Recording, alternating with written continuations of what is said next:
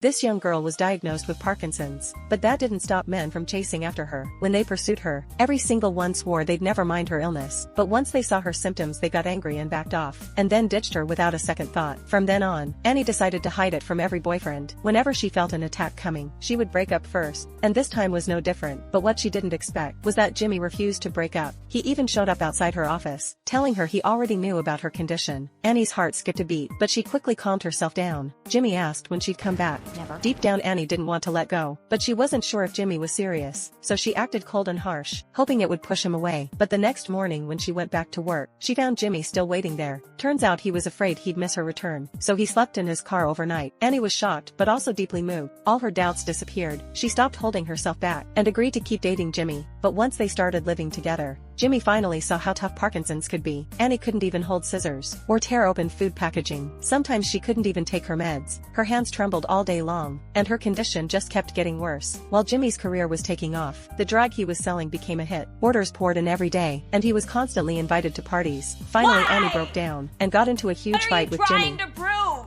Are you trying to show that you're not a flake? Are you trying to stick with something for once in your goddamn life? I mean, you do realize that you are not a good person because you pity fuck the sick girl, right?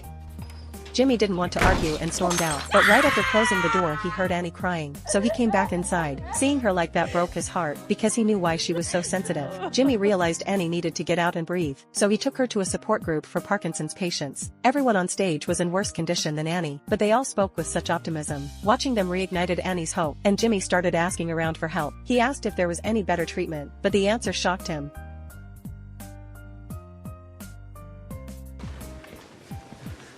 I think if nobody tells you this disease will steal everything you love in her, body or smile or mind. Sooner or later she'll lose motor control.